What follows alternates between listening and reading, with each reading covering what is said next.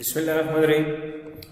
बेटा आज की इस शॉर्ट वीडियो में इंशाल्लाह एबीसी को थ्योरेटिकली डिस्कस करते हैं, एक्टिविटी बेस्ड कॉस्टिंग को, कि इसमें थ्योरेटिकली क्या क्या चीज़ें मौजूद हैं। क्योंकि याद रखिएगा F5 का हर टॉपिक 3 वेज में इंशाल्लाह पढ़ेंगे। A very simple 3 step strategies. हम थ्योरेटिकली उस टॉपिक को हर लिहाज से देखेंगे ताकि एक स्टूडेंट का जो सवाल होता है कि सर थ्योरी में क्या पढ़ें क्या ना पढ़ें, तो उसका जवाब ये कि जो मैं आपको थ्योरी में कहूँगा बस वही पढ़ना है आपने, नंबर 1 इंशाल्लाह। सेकंड, थ्रू क्वेश्चंस हम ठीक ठाक लर्निंग करेंगे इंशाल्लाह। मैं खुद आपको अच्छी खासी प्रैक्टिस करवाऊंगा इंशाल्लाह। स्टेप नंबर 3 में हर टॉपिक का आपको एक होमवर्क मिलेगा। अच्छा, वो होमवर्क एक आपके लिए अनसीन क्वेश्चन होगा और उस क्वेश्चन को जब आप अटेम्प्ट करेंगे और उसके बाद ही हम आपके साथ आंसर शेयर करेंगे। द बेनिफिट वुड बी, जब आप असाइनमेंट करेंगे, होमवर्क करेंगे हर टॉपिक का इंशाल्लाह, तो एग्जाम में भी देखिए बेटा हमें अनसीन क्वेश्चंस करने होते हैं। अगर आप पहले से ही अनसीन क्वेश्चंस की प्रैक्टिस कर रहे होंगे तो इंशाल्लाह एग्जाम में आपको प्रॉब्लम नहीं होगा। और इस चीज़ की भी गारंटी है बेटा इंशाल्लाह, जब कोर्स खत्म होगा भाई हमारी प्रैक्टिस इतनी ज़्यादा होगी इंशाल्लाह, इतनी प्रैक्टिस किसी और ने शायद ना की हो। तो बात करते हैं एबीसी की थ्योरेटिकल कॉन्सेप्ट की, जो हम पहले भी देख चुके हैं, लेकिन अभी चलें we have theory in front of us, उसके थ्रू बात कर लेते हैं। देखें, एबीसी को थोड़ा सा रिकॉल करें तो वी डिड डिस्कस कि ABC is the alternative of absorption costing. Absorption costing में जो प्रॉब्लम है वो एक ही इशू था। एब्जॉर्प्शन कॉस्टिंग में देखिए ओवरहेड्स को पहले एलोकेट करना, फिर अपोर्शन करना, फिर रीअपोर्शन करना, यहां कोई इशू नहीं है। प्रॉब्लम एब्जॉर्प्शन कॉस्टिंग में आता है जब आप बजटेड एफओएच को डिवाइड करते हैं बजटेड एक्टिविटी लेवल से। ट्रेडिशनली एब्जॉर्प्शन कॉस्टिंग में हमारे पास बजटेड एक्टिविटी लेवल या तो बेटा लेबर आवर्स होते हैं या मशीन आवर्स होते हैं। आप लेबर आवर्स से जब डिवाइड करते हैं तो एफओएच का रेट पर लेबर आवर आता है। मशीन आवर से डिवाइड करेंगे तो ऑफ कोर्स एफओएच का रेट पर मशीन आवर आएगा, जिसकी इंटरप्रिटेशन ये बनती है कि आपकी ऑर्गेनाइजेशन में लेबर आवर्स के चेंज होने से या मशीन आवर्स के चेंज होने से आपके ओवरहेड्स चेंज होंगे। हालांकि ऐसा नहीं है। There are so many overheads which do not very, which do not change due to change in labour hours, due to change in machine hours. एक एग्जाम्पल रेंट की हो सकती है। रेंट मशीन आवर्स या लेबर आवर्स के change होने से change नहीं होता।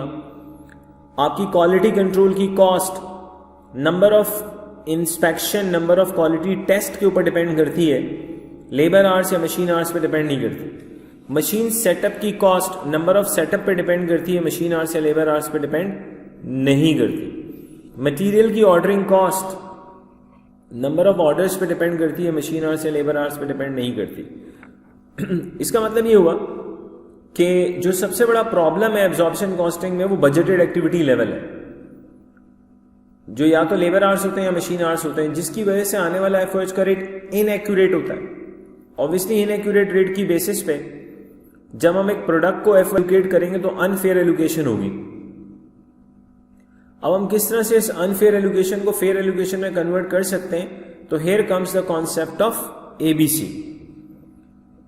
तो से यहां आप ट्रेडिशनल वाला पॉइंट पढ़ लेंगे, यहां लेबर आवर्स मशीन आवर्स वाली बात है, और इसमें तो सिंपली ये बता रहे हैं यूजिंग मशीन आवर्स और labour hours to identify meant that those products which took greater machine hours।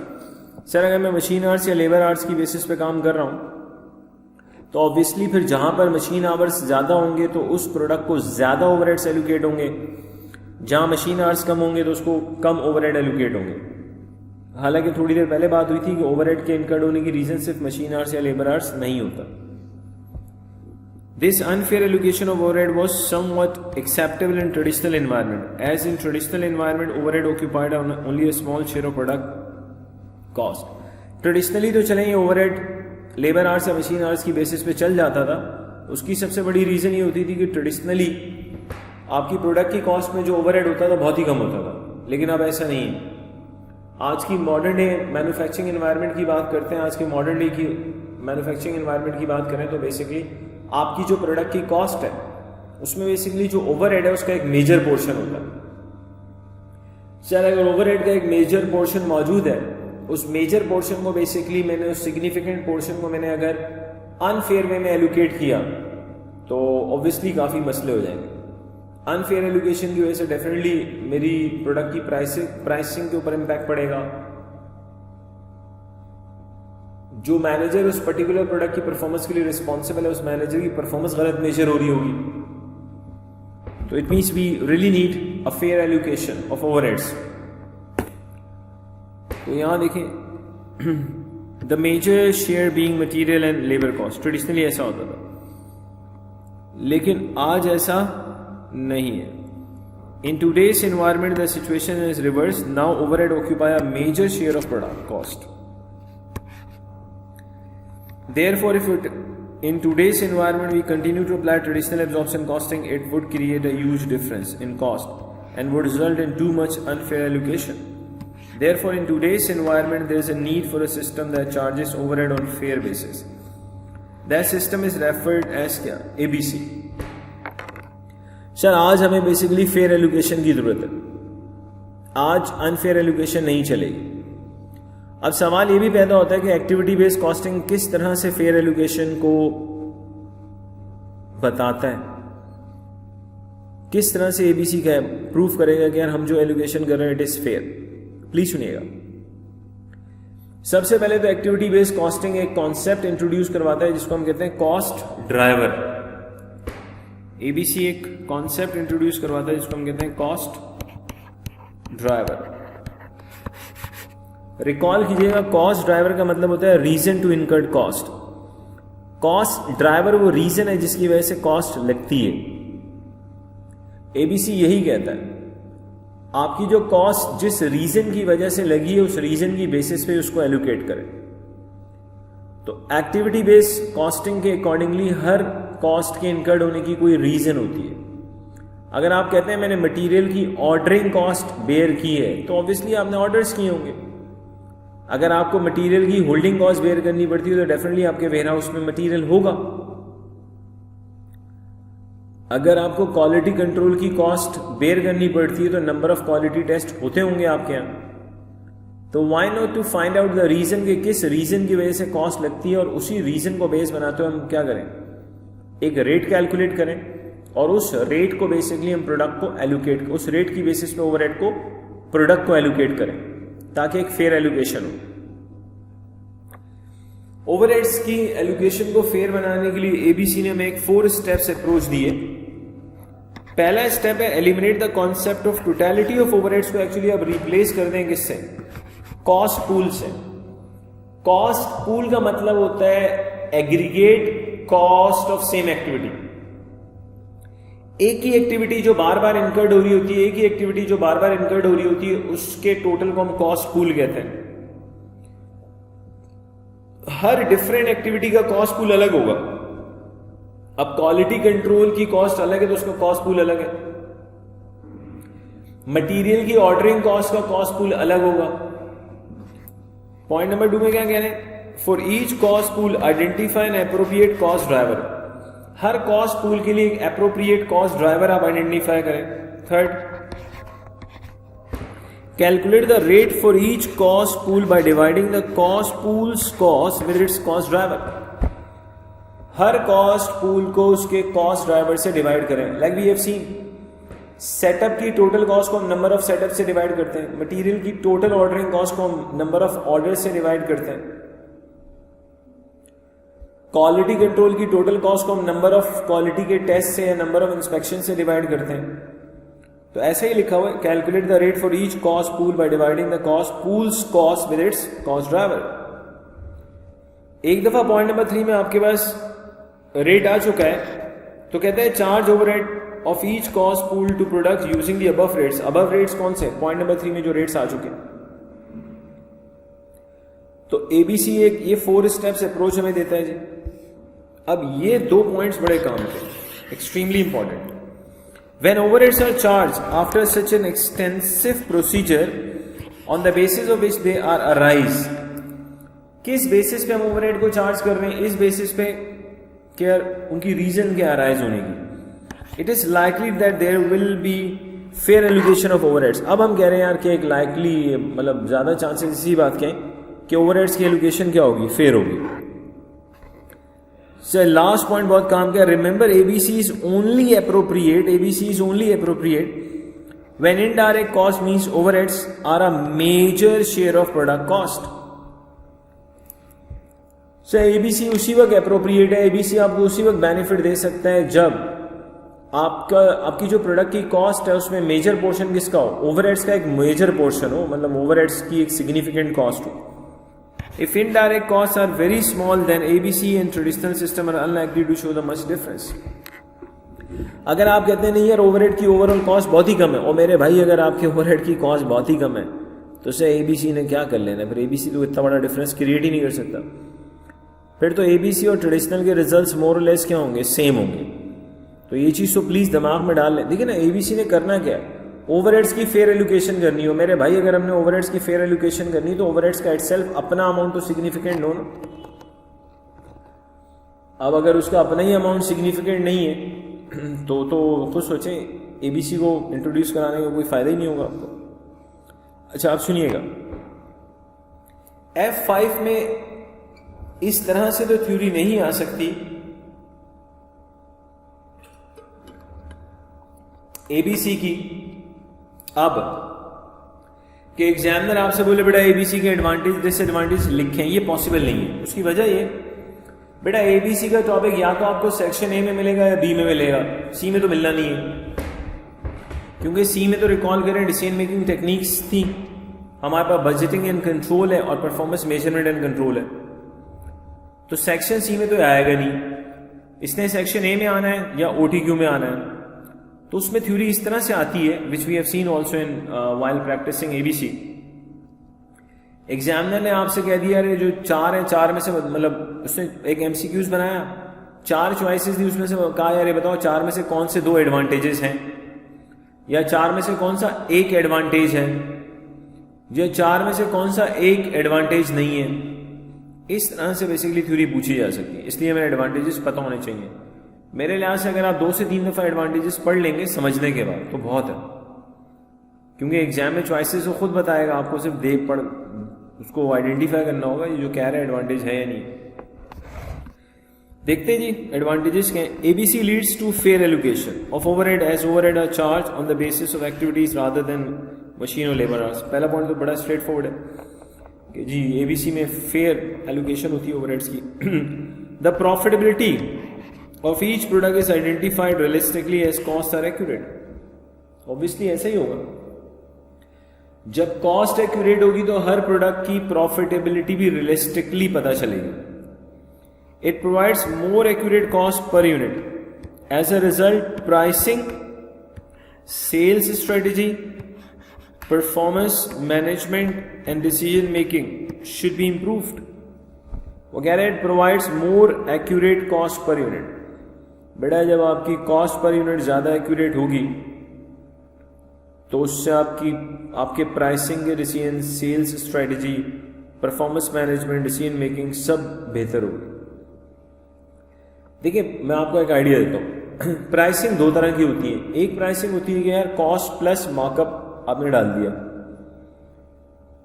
अगर एक ऐसी बिजनेस एनवायरनमेंट जहां पे आप selling price cost plus markup की बेसिस पे डिसाइड करते हैं तो आपको नहीं लगता ओवरहेड पहले एब्जॉर्प्शन की बेसिस पे प्रोडक्ट को एलोकेट होता था, अब ओवरहेड एबीसी के बाय यूजिंग एबीसी एलोकेट होगा, ज्यादा फेयर वे में ओवरहेड एलोकेट होगा। ऑब्वियसली आपकी कॉस्ट चेंज होगी, कॉस्ट के चेंज होने से हमारी प्राइस भी चेंज होगी, बट प्रोवाइडेड दैट कि प्राइस हम खुद डिसाइड करते हो। कॉस्ट प्लस मार्कअप की मैं बात कर रहा हूं। लेकिन बाज ऐसे बिजनेसेस भी होते हैं मेरे भाई जहां आप प्राइस डिसाइड नहीं करते, मार्केट डिसाइड करती है। अगर मार्केट ने प्राइस डिसाइड करनी है तो सर फिर इसका मतलब तो ये हुआ कि प्राइस आप नहीं डिसाइड करते, आप एबीसी को फॉलो करें, एब्जॉर्प्शन को, प्राइस वही रहेगी जो मार्केट कह रही है।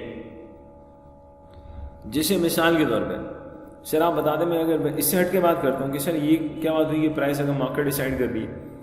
अगर मैं लैंड की बात करता हूँ, ज़मीन की, तो यकीन माने हर एरिया की जो ज़मीन होती है ना उसका एक रेट होता है। आप स्टेट एजेंट के पास चले जाओ, आपको बता देगा इस एरिया के अंदर ये स्क्वायर फुट का रेट चल रहा है। तो मार्केट डिसाइड कर रही है, उसमें घर वाले ये नहीं कह सकते ये हमारा घर इतने से कम में देंगे ही नहीं, वो भाई ना दें आपको लेगा ही नहीं। जो मार्केट का रेट है जी मोर लेस उसी पे आपका घर सेल होता है। तो छोटा सा पॉइंट ये कि अगर प्राइस मार्केट के थ्रू डिसाइड हो रही है तो फिर तो आपकी कॉस्ट के चेंज होने से प्राइसिंग पे कोई फर्क नहीं पड़ता। हाँ, प्रोडक्ट की प्रॉफिटेबिलिटी पे जरूर फर्क पड़ेगा, क्योंकि अब फेयर एलोकेशन हो रही है एबीसी में, एब्जॉर्प्शन में फेयर एलोकेशन नहीं थी। सेल्स स्ट्रेटजी चेंज हो जाएगी भाई आपकी। कैसे हो सकता है मैं एब्जॉर्प्शन कॉस्टिंग से एबीसी में जाऊं, सेल्स स्ट्रेटजी इंप्रूव कैसे हो सकती है? इट इज पॉसिबल कि मैं एब्जॉर्प्शन से एबीसी पे जाऊं। जब मैं एब्जॉर्प्शन से एबीसी पे जा रहा हूं तो डेफिनेटली अब फेयर बेसिस पे ओवरहेड्स एलोकेट हो रहे हैं। हो सकता है सर जो प्रोडक्ट पहले ज्यादा प्रॉफिटेबल मुझे लग रही थी अंडर एबीसी मुझे लेस प्रॉफिटेबल लगे। जब मुझे लेस प्रॉफिटेबल लगे तो मैं वहां ज्यादा एफर्ट्स करूं कि उसकी सेल बढ़ाऊं ताकि उससे प्रॉफिट बढ़े। तो सेल्स स्ट्रेटजी में चेंज आएगा। परफॉर्मेंस मैनेजमेंट, ऑब्वियसली सर जब मैं फेयर बेसिस पे ओवरहेड्स एलोकेट करूंगा तो जो मैनेजर उन पर्टिकुलर प्रोडक्ट की परफॉर्मेंस के लिए रिस्पॉन्सिबल हैं तो मैं ज़्यादा बेहतर वे में परफॉर्मेंस मेजरमेंट कर सकता हूँ और उसकी बेसिस पे मैं ज़्यादा बेहतर परफॉर्मेंस मैनेजमेंट कर सकता हूँ। डिसीजन मेकिंग भी इंप्रूव होगी। हो सकता है सर आपकी प्रोडक्ट अनफेयर एलोकेशन की वजह से लॉस मेकिंग हो, आप एबीसी में जाएं तो पता चले वो प्रोडक्ट प्रॉफिटेबल है और आपको पता चले कि nothing is wrong with the product. Actually problem था कॉस्टिंग के अंदर, अनफेयर एलोकेशन जो एब्जॉर्प्शन कॉस्टिंग के अंडर हो रही थी जिसके थ्रू वो प्रोडक्ट लॉस मेकिंग थी। जैसे ही आप एबीसी में शिफ्ट होते हैं सेम प्रोडक्ट आपके लिए क्या हो सकती है? प्रॉफिटेबल। तो डिसीजन मेकिंग भी इंप्रूव होगी। हाँ, एक दो पॉइंट हमेशा याद रखिएगा बेटा, आप एबीसी पे चले जाए टोटल ओवरहेड्स कभी चेंज नहीं होते। टोटल ओवरहेड्स चाहे एब्जॉर्प्शन कॉस्टिंग हो एबीसी हो, टोटल ओवरहेड्स सेम रहते हैं। इसी तरह से याद रखिएगा ऑर्गेनाइजेशन की जो टोटल प्रॉफिटेबिलिटी है वो सेम रहती है, वो कभी चेंज नहीं होती चाहे एब्जॉर्प्शन कॉस्टिंग हो या एबीसी हो। जो डिफरेंस मेकिंग चीज है वो ये है कि एबीसी में और एब्जॉर्प्शन में प्रोडक्ट की जो कॉस्ट है ना उसमें चेंज आया है, जिसकी वजह से इंडिविजुअल प्रोडक्ट की प्रॉफिटेबिलिटी आपको एबीसी में कुछ और मिलेगी और एब्जॉर्प्शन में कुछ और मिलेगी। लेकिन हमेशा याद रखिएगा टोटल ओवरहेड सेम रहते हैं और टोटल प्रॉफिट सेम रहता है, उसमें कोई चेंज नहीं आता। इसके बाद देखिए it provides much better insight into what drives overhead cost. ABC आपको बहुत इनसाइट प्रोवाइड करेगा, बहुत इन डेप्थ एक नॉलेज देगा, इंफॉर्मेशन देगा कि यार actually what drives cost. ABC आपको बताएगा आपका पैसा लगा तो क्यों लगा। सर यही तो मालूम करना चाहते हैं, पैसा लगा तो क्यों लगा। ABC recognizes that overhead costs are not all related to production and sales volume। ये बात पहले भी हो चुकी है एक सवाल के अंदर। सर एबीसी सिर्फ और सिर्फ प्रोडक्शन ओवरहेड्स पे अप्लाई नहीं होता बल्कि नॉन प्रोडक्शन ओवरहेड्स पे भी अप्लाई होता है।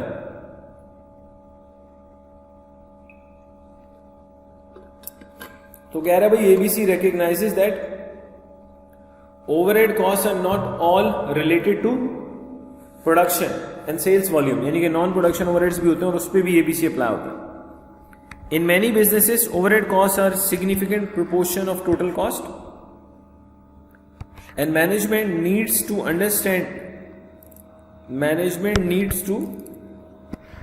Understand the drivers of overhead cost in order to manage the business properly. बिल्कुल सही है जी। Overhead cost can be control by managing the cost driver. आप कॉस्ट ड्राइवर्स को मैनेज कर लेंगे तो ओवरहेड कॉस्ट भी कंट्रोल हो सकती है। It can be applied to drive realistic cost in a complex business environment. ABC can be applied to all overhead not just production overheads, यानी कि नॉन प्रोडक्शन ओवरहेड पे भी अप्लाई होता है। ABC can be use just as easily in service costing in product as in product costing. चाहे ABC सिर्फ और सिर्फ एक मैन्युफैक्चरिंग एनवायरनमेंट में अप्लाई नहीं होता, सर्विस इंडस्ट्री में भी एबीसी बड़े आराम से अप्लाई हो जाता है। तो ये एडवांटेजेस बेटा वी हैव डिस्कस, इसको 2 से 3 दफा पढ़ लीजिएगा, पक्के रटे नहीं मारने, क्योंकि थ्योरी जो इसकी आ रही है वो सेक्शन सी में नहीं आएगी, ए में आएगी या बी में आएगी। तो 2 से 3 दफा अगर आप एडवांटेजेस पढ़ लेंगे तो इंशाल्लाह अल्लाह की इजाज़त से उम्मीद है कि इस पे जो MCQs आता है या OTQ आता है तो आप इंशाल्लाह उसको बता सकते हैं क्या एडवांटेज है और क्या नहीं है। डिसएडवांटेजेस की बात करते हैं तो ABC में be time consuming then traditional costing as now cost drivers have to be identified for each cost pool whereas in traditional system machine are sir अब ऑब्वियसली हर कॉस्ट पूल के लिए आपके पास एक अप्रोप्रिएट कॉस्ट ड्राइवर होना चाहिए, जिसकी वजह से ABC क्या हो सकता है, टाइम कंज्यूमिंग। ट्रेडिशनली तो ऐसा था ही नहीं ना, ट्रेडिशनली तो टोटल ओवरहेड को हम डिवाइड कर देते थे किससे, लेबर आवर्स से या मशीन आवर्स से। The cost of implementing and running an ABC system may exceed the benefit which would arise from improved cost allocation. ये भी पॉसिबल है सर, ABC को इम्प्लीमेंट करना और ABC को रन करने की कॉस्ट उसके बेनिफिट से ज़्यादा हो। स्टाफ ट्रेनिंग में be required as they may not be familiar with AB system. Yes, staff training तो डेफिनेटली चाहिए होगी भाई। ABC तो बहुत बड़ी बात कर रहे हैं, मैं इससे हटके अगर बात करता हूँ एक ऐसी ऑर्गेनाइजेशन जहाँ मैनुअली काम होता है, यकीन मैंने अगर अपने मैनुअल काम को ऑटोमेट कर दें तो भी ट्रेनिंग की जरूरत पड़ती है। ये तो बहुत ही बड़ी बात कर रहे हैं। ऑब्वियसली सर जहाँ पहले एब्जॉर्प्शन कॉस्टिंग होती थी एकदम थोड़ी ABC शुरू हो जाएगी। We have to train our staff. Existing information system need to be updated to make them compatible with new ABC system. Yes, पैसे लगेंगे इसमें।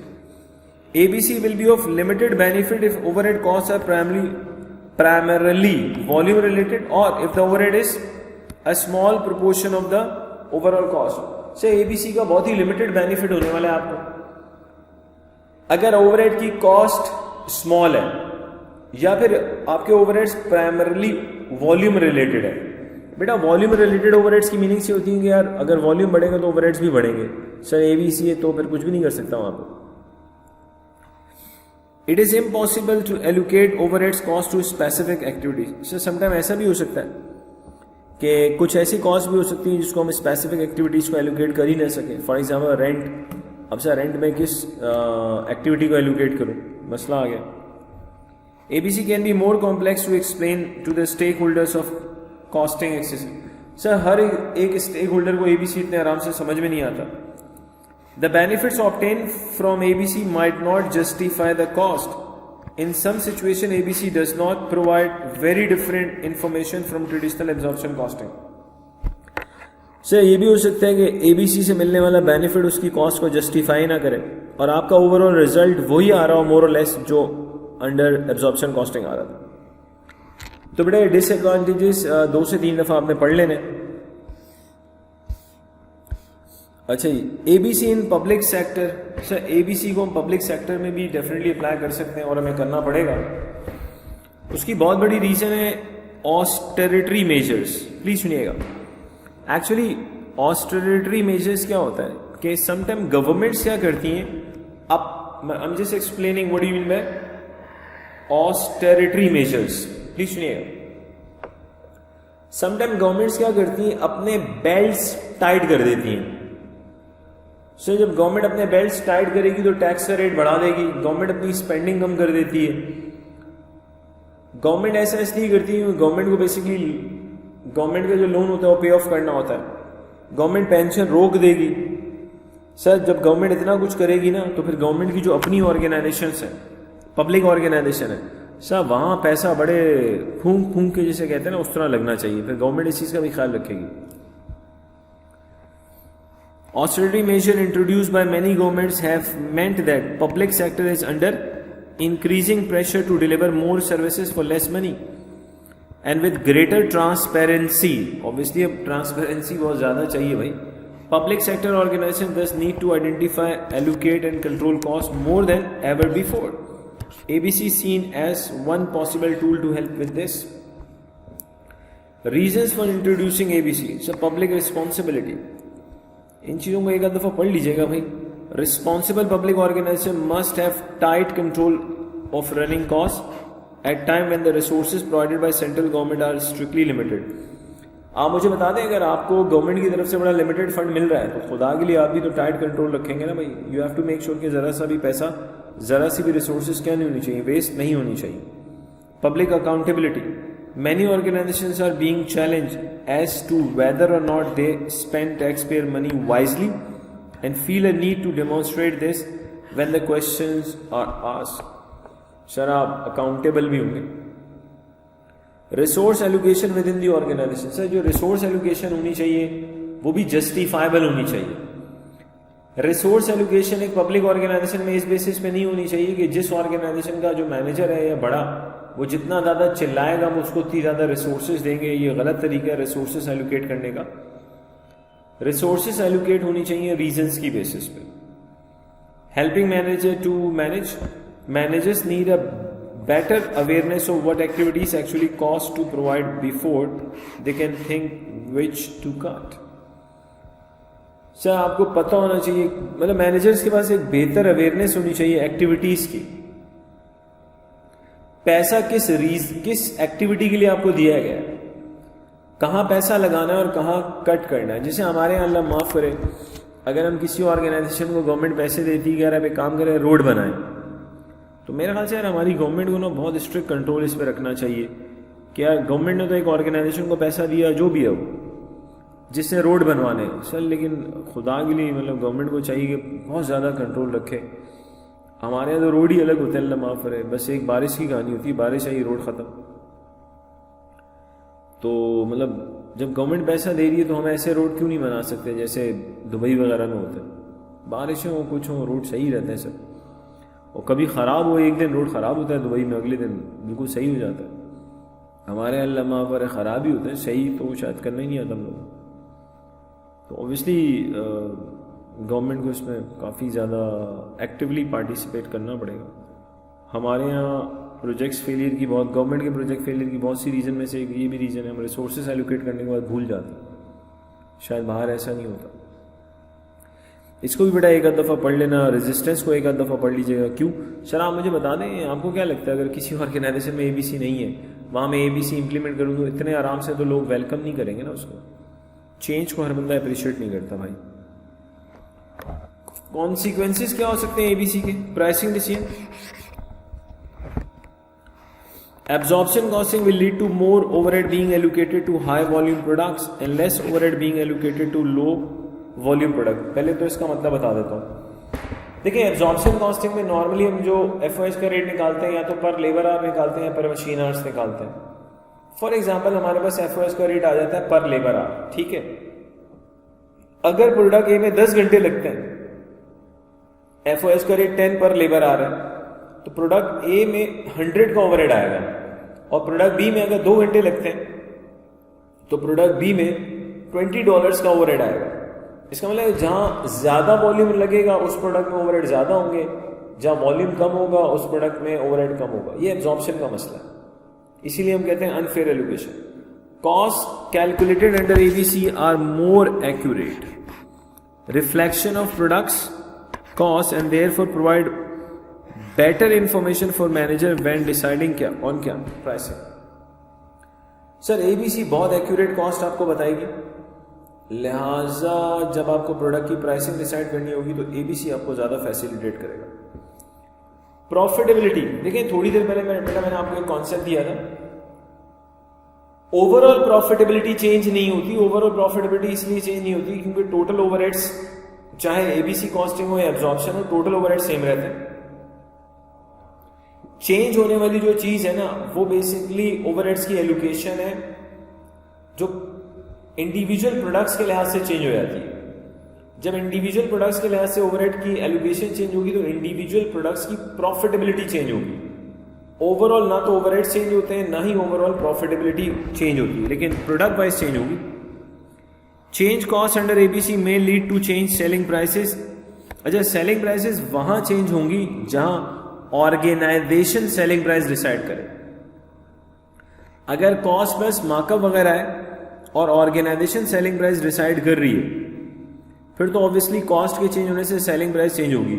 लेकिन अगर मार्केट डिटरमिन कर रही है प्राइसेस तो फिर ऑब्वियसली कॉस्ट के चेंज होने से प्राइस चेंज नहीं होगी, लेकिन डेफिनेटली प्रॉफिटेबिलिटी पे फर्क पड़ेगा।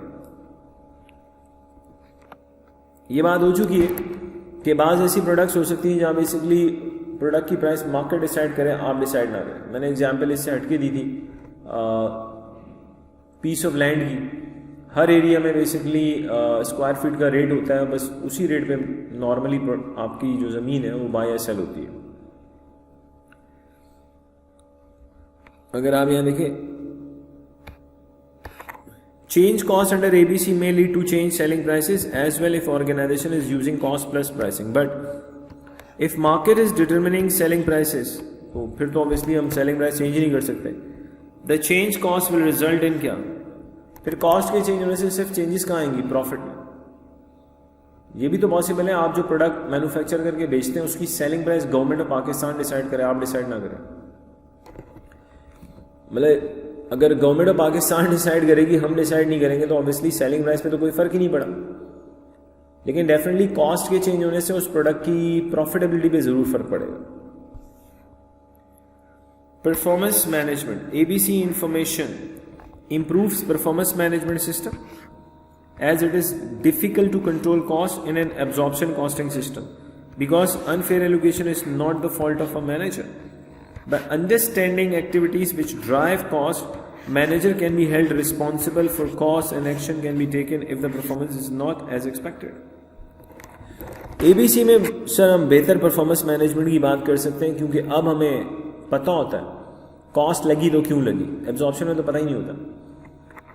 तो आज अगर हमें पता है कि व्हाट ड्राइव्स कॉस्ट, तो बेटा हम फिर मैनेजर की परफॉर्मेंस भी अच्छे से मेजर कर सकते हैं और उसके स्क्रू भी टाइट कर सकते हैं. अल्लाह माफ़ करे अगर मैनेजर की उस प्रोडक्ट की वैसी परफॉर्मेंस नहीं है जो हम एक्सपेक्ट कर रहे थे. Decision making sir, due to improve accuracy of cost, better understanding cost of cost drivers, better decisions regarding product can be taken, shut down या कंटिन्यू द प्रोडक्ट. देखें, हो सकता है एक प्रोडक्ट आपके पास एब्जॉर्प्शन कॉस्टिंग में लॉस मेकिंग हो, आप जैसे ही एबीसी में जाएं तो वही प्रोडक्ट आपके लिए प्रॉफिटेबल हो सकती है. हो सकता है अंडर एब्जॉर्प्शन कॉस्टिंग हमने सोचा हम इस प्रोडक्ट को शट डाउन कर देंगे और अंडर एबीसी हम उसको कंटिन्यू रखें. एब्जॉर्प्शन कॉस्टिंग में आपने शट डाउन का डिसीजन लिया था, नथिंग वाज रॉन्ग, एबीसी ने आपको बताया with the product, actually problem था अनफेयर एलोकेशन ऑफ ओवरहेड्स के साथ. तो डेफिनेटली एबीसी आपकी डिसीजन मेकिंग भी इंप्रूव करेगा, सेल्स स्ट्रेटजी इंप्रूव होगी जी आपकी. सर हो सकता है अंडर एब्जॉर्प्शन कॉस्टिंग कुछ प्रोडक्ट्स आपको हाई मार्जिन वाली लग रही हो, अंडर एब्जॉर्प्शन कॉस्टिंग आपको ऐसा लगता हो कि कुछ प्रोडक्ट्स आप बहुत ज्यादा कमा रहे हैं और पता चले अंडर एबीसी आपको लगेगा यार इन प्रोडक्ट से इतना ज्यादा कमा ही नहीं रहे. As ABC may result in a change in profit margin, with previously high margin products now being seen as less profitable. This can result in increased sales effort on different products. So हो सकता है ABC में वो products हमें पता चलेगा इतनी ज़्यादा प्रॉफिटेबल है ही नहीं और हमें ज़्यादा एफर्ट्स करने पड़े अब. अच्छा जी, तो ये हमने इसकी इम्प्लीकेशंस देख ली. अच्छा, कमेंट्री की बात करें तो प्लीज़ सुन लें. अब सिंस एबीसी हमें सेक्शन ए और बी में ही नज़र आता है तो ए और बी में कमेंट्री आपसे कोई करवाएगा नहीं, ना तो किसी ने सेक्शन ए में आपसे बेटा थ्योरी लिखवानी है ना बी में लिखवानी है. सी में इसने आना नहीं है. वैसे मैं आपको आइडिया दे देता हूँ पुराने हल्के से F5 के लिहाज से. काफ़ी पहले इस तरह के सवाल अगर आते थे कि यार हमने एब्जॉर्प्शन कॉस्टिंग सिस्टम को एबीसी से कंपेयर करना है, तो उसका तरीका ये होता था आप एक टेबल बना लें, आप प्रोडक्ट की प्रॉफिटेबिलिटी निकाल लें अंडर एब्जॉर्प्शन कॉस्टिंग, उसी की प्रॉफिटेबिलिटी निकाल लें अंडर एबीसी. फिर आप उसे बताएंगे जी देखें आप प्रॉफिट चेंज हो रहा है, सेलिंग प्राइसेस चेंज हो रही है प्रोडक्ट वाइज, ठीक है. फिर हम उसको बताते थे कि यार एब्जॉर्प्शन में अनफेयर एलोकेशन है, एबीसी में फेयर एलोकेशन होती है. तो इस तरह की कुछ बातें हम किया करते थे. एंड में कंक्लूजन में ये कहना बहुत ज़रूरी होता था कि एबीसी की बेसिस पे जो ओवरहेड्स एलोकेट होता है वो ज़्यादा लॉजिकल है, लेकिन याद रखिएगा एबीसी उसी वक्त बेनिफिशियल होगी जब आपकी जो प्रोडक्ट की कॉस्ट है उसमें ओवरहेड का पोर्शन सिग्निफिकेंट हो. तो बेटा ये एबीसी को लेके सारी थ्योरेटिकल बातें आ गई. आपने इन 4 पेजेस के अलावा एबीसी में मजीद थ्योरी नहीं पढ़नी.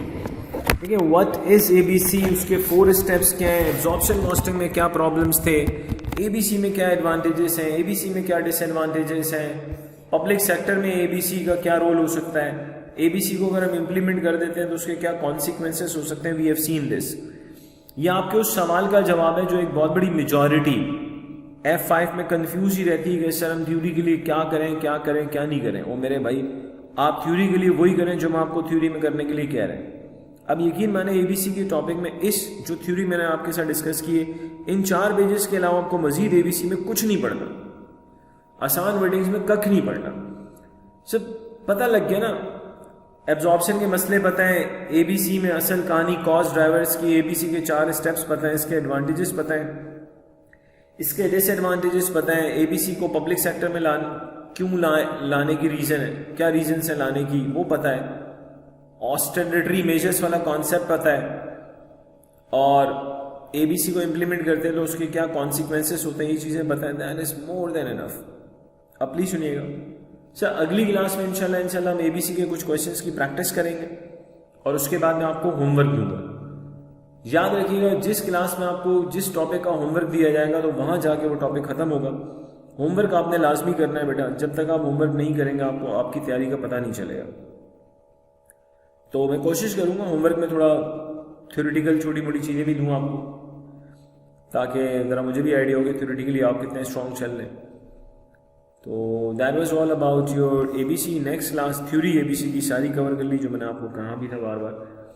नेक्स्ट क्लास में हम एबीसी की मजीद इंशाल्लाह प्रैक्टिस करेंगे। So thank you very much watching this video. अस्सलाम वालेकुम।